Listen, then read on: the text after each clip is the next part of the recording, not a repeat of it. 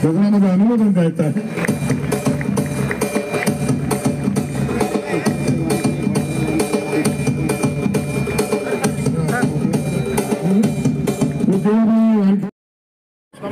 अध्यक्ष महोदयाने सांगितलं आदरणीय कोकिळा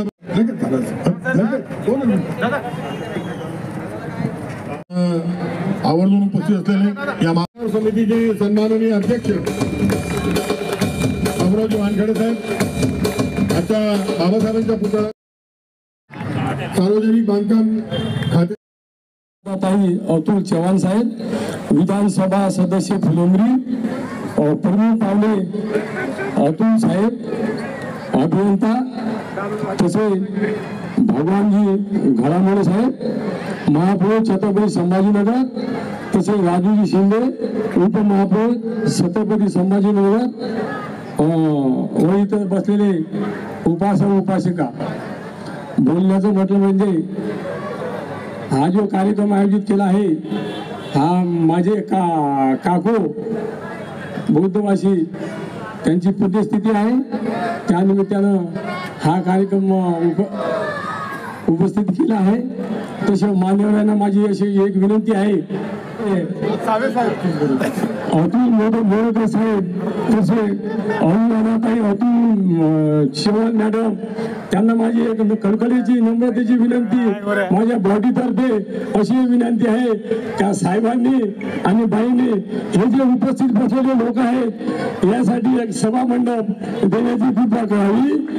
तसेच साहेबांनी आम्हाला इथं तसेच साहेबांनी एक सोलार द्यावा अशी माझी एक नम्रतेची विनंती आहे. एवढं बोलून मान्यवराचं मी धन्यवाद करतो. जय भीम, जय भारत. परंतु बाबूराव जमणं काही होत नाही. बाबासाहेबांची पुण्य आहे याच्यामुळे सगळे जमते, काहीच होत नाही.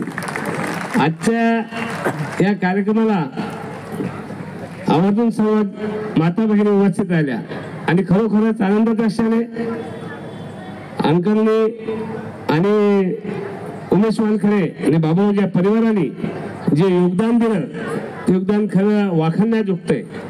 कारण बाबासाहेबांमुळे आपल्याला प्रेरणा मिळते आणि आपण जो हा श्वास घेतोय, आपण जे बोलतोय हे केवळ बाबासाहेबांमुळे बोलतोय. कारण हे व्यासपीठ आणि आपल्याला जी बोलण्याची ताकद दिली ती बाबासाहेबांमुळे दिली.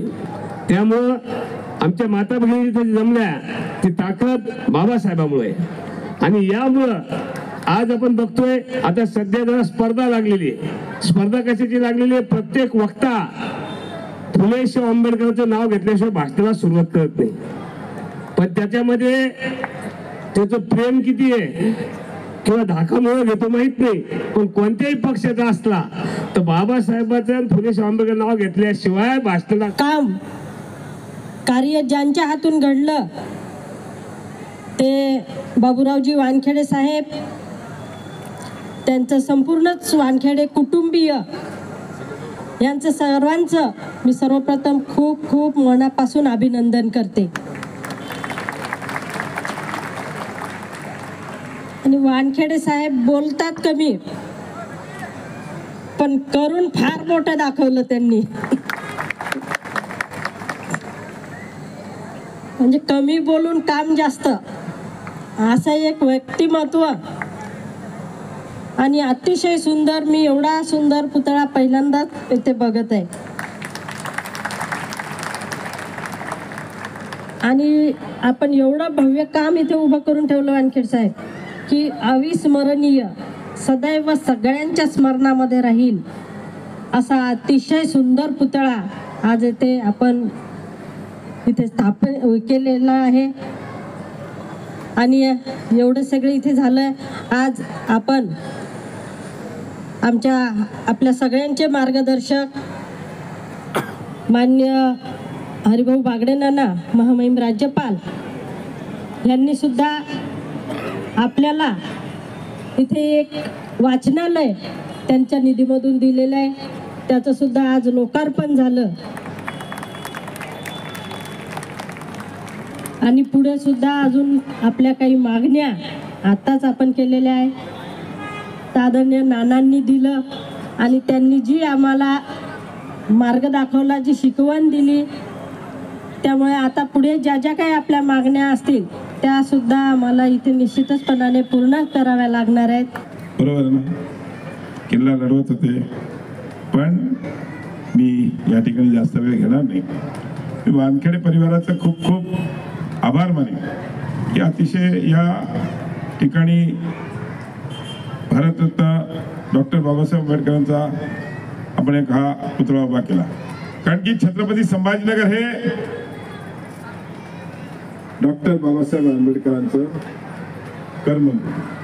आज Milind college, doctor Babasaheb Ambedkar law college, अशा अनेक संस्था त्यांनी इकडे उभे केल्या, ज्या माध्यमातून आज अनेक गरीब विद्यार्थ्यांना शिक्षण मिळते.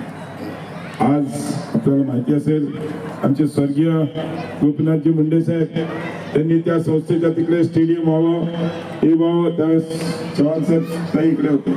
मला आठवते आमचे विवेक देशपांडे, श्रीकांत जोशी, सगळ्या मंडळींनी त्यावेळेस साहेबांना घेऊन त्याचा विकास व्हावा, त्या मिलिंद कॉलेजचा विकास व्हावा याकरता प्रयत्न केला. आणि तिकडे चांगली आज संस्था एक उभा राहिली, अनेक विद्यार्थ्यांचा त्याचा मला सांगायला आनंद होतो. बापू डॉक्टर बाबासाहेब आंबेडकरांचं जे लंडनला घर होतं, त्या घर मालकामध्ये ज्या घरात ते राहिले होते, शिक्षण घेतलं त्यांनी, त्यावेळेस ते घर 2016 मध्ये विकायला काढलं होतं त्या घर मालकाने.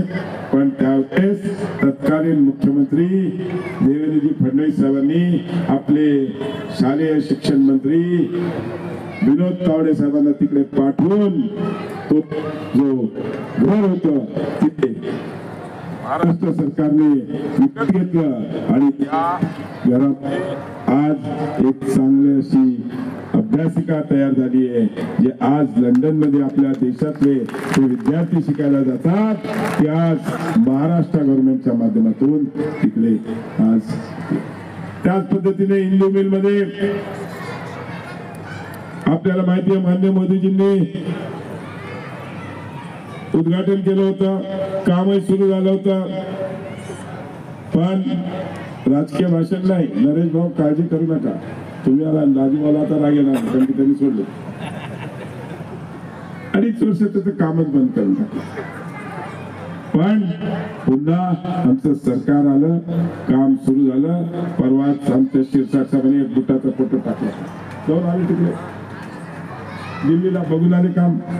आणि मला सांगायला आनंद होतोय की आज हिंदू मिलमध्ये अतिशय जगातला एक सर्वात उंच पुतळा मान्य डॉक्टर भारतरत्न बाबासाहेब आंबेडकरांचा पुतळा तिकडे उभा आहे. त्या अनेक गोष्टी इकडे सांगण्याचा उद्देश एकच आहे की आपण सर्वजण या लावून देऊ एवढंच या ठिकाणी सांगतो. आणि अजून एक काहीतरी मागणी केली मी विसरलो. सभागृह कसं आहे का आता या एरियाच्या हिशोबाने बघा, सभागृह मी नाही देऊ शकणार, सभागृह तुम्हाला ताई देऊ शकतील कारण की हा माझ्या मतदारसंघात आहे. माझा मी ताईंना मदत देण्याकरता आणि नक्कीच इकडे एक चांगलं सभागृह पण बांधू. मी जास्त वेळ घेणार नाही. आता पुन्हा एकदा मी वानखेडे परिवाराला आवर्जून बाबूराव जी वानखेडे जे म्हणले मी आजपर्यंत कधी माईकवर बोललो नाही, असंच असते पहिल्यांदा डायरेक्ट काम आहे. चांगलं तुमचं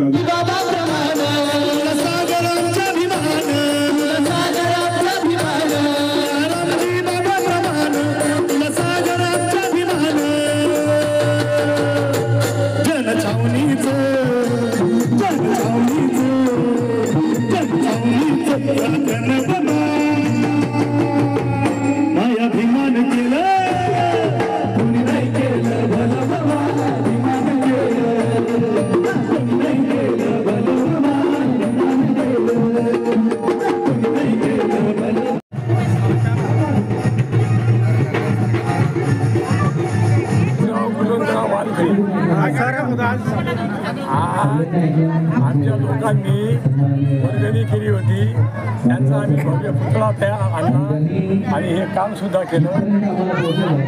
किती वर्षापासून काम चालू होतं पुतळ्यासाठी? 1 वर्ष काही नाही, 1 वर्षापासून. आता याला खर्च याला खर्च आला असे 3-4 लाख. बरं, आज पुतळ्याचं अनावरण झालंय, कोणाच्या हस्ते झालंय आज? अतुल साहेब. अच्छा. आणि तुम्ही तुमच्या भाषणामध्ये तुम्ही काही मागण्या पण मांडल्यात. काय काय मागण्या आहेत तुमच्या? आम्ही मागितलं हे जे जागा खाली आहे, हे जे जागा खाली आहे ते एखादं सभागृह देण्याची कृपा करावी. आणि सौर काय म्हणतात, सोलार बसून देणार. मग मंत्री महोदयांनी काय आश्वासन दिलं? मंत्रीमध्ये आश्वासन देणार म्हणून असं आमंत्रण दिलं. अच्छा. आपल्या बौद्ध विहाराची स्थापना कधी झाली आणि त्याच्यासाठी तुम्ही काय काय प्रयत्न केले? बौद्ध समाजाची स्थापना कमसे कम 1994 झाली. त्याच्यावर दुसऱ्या ट्रस्टचे लोक होते. त्यांनी काय केलं काय ते थोडंफार त्यांनी केलं. मला 3 वर्ष झाली. 3 वर्षात मी आता हे हरिभाईनाथ बागडे यांनी मला 15 लाख रुपये दिले, बांधलं. त्याच्यानंतर हे जे गट्टू वगैरे आमच्या निधीतून आमचे म्हणजे माझे दोस्त मित्र ट्रस्टचे मेंबर आहे, आम्ही हे गट्टू वगैरे बांधले. काही ठराविक मोठे मोठे आपले लिडर लोक आहे त्यांनी त्यांच्या निधी कोणी दिली जागाच्या बांधलं. बाकी आता नंतर हे जेव्हा बागायचं होतं तेव्हा आम्ही सर्वांनी कोणी 10,000, कोणी 5,000, कोणी 2,000, कोणी 1,000 असे पैसे दिले. त्याच्यातून आम्ही हे मुद्दे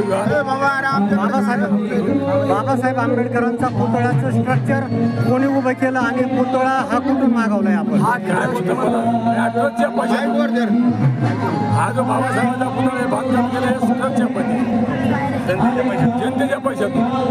जनतेच्या पैशातून लोकांनी जे वर्गणी केली त्याच्या यासमोर हे वर्गणी हे दाखवून आहे बघा. या निमित्ताने तुम्ही बौद्ध उपासक उपासिकांना काय आवाहन करणार तुम्ही? काही आवाहन केलं नाही. त्यांनी वर्गणी दिली, त्यांना म्हटलं त्यांनी मला सांगितलं का भाऊ चांगलं कार्य केलं 2-3 वर्षात पुढे आता हे बघा काय जागा खाली आहे हे सभागृह आता कोणी आमदार खासदार त्यांना निवेदन करा. तसंच त्याच कारणाने आम्ही महिला तसे साहेबांना निवेदन केलं. तुमच्या भागाचे आमदार अनुराधाताई चव्हाण आहेत, तर काय अपेक्षा आहे त्यांच्याकडून? माझ्या त्यांच्याकडे एकच अपेक्षा काय ताईला माझं एवढं म्हणणं आहे की आमची जागा जे खाली आहे त्यांनी एक सभागृह बांधून देण्याची कृपा करावी.